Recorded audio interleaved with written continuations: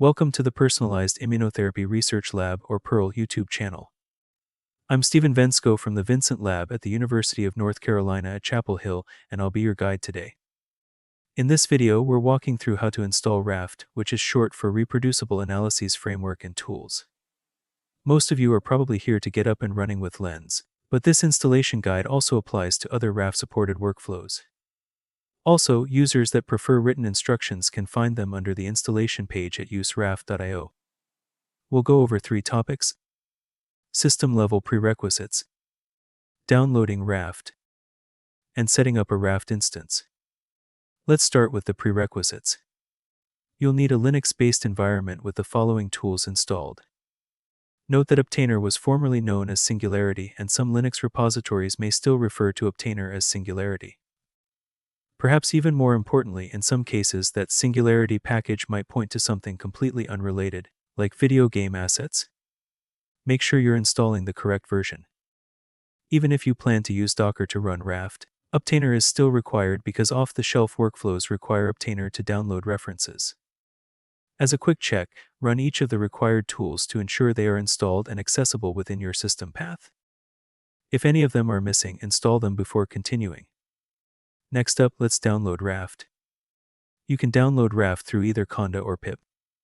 We'll show both, but in our experience, pip tends to be simpler and more reliable. Let's go over the Conda install first. We suggest you create a new Conda environment for running RAFT. Feel free to name it whatever you like. Next, activate the environment, then run the installation command you see on the screen.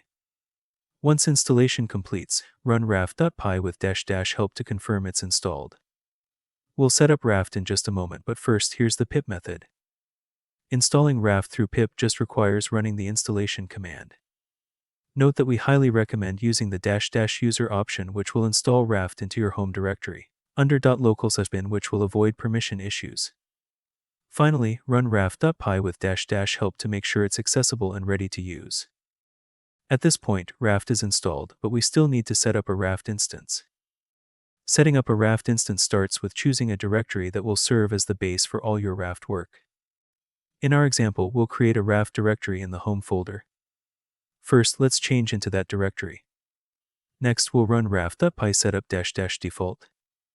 This will generate all the necessary RAFT subdirectories inside your chosen base directory. You can also run the setup without the --default flag for an interactive mode.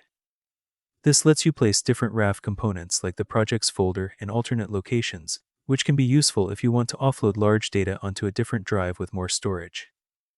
Just keep in mind, RAFT workflows can use a lot of space, and moving a RAFT instance after setup can break Nextflow's caching system, so choose your locations wisely. Finally, users should update the config file in their .nextflow directory of their home folder. RAFT will use this file when determining what profile level parameters to use upon execution. If you haven't set up a Nextflow profile, or are unsure of how to set up a profile, then check the Nextflow documentation at nextflow.io. And that's it.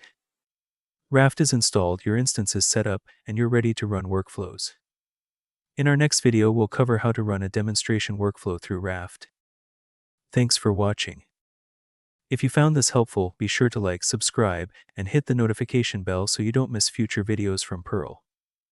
If you've got questions or want us to go deeper into a specific RAFT feature, drop a comment below, we'd love to hear from you. Until next time, take care and happy analyzing.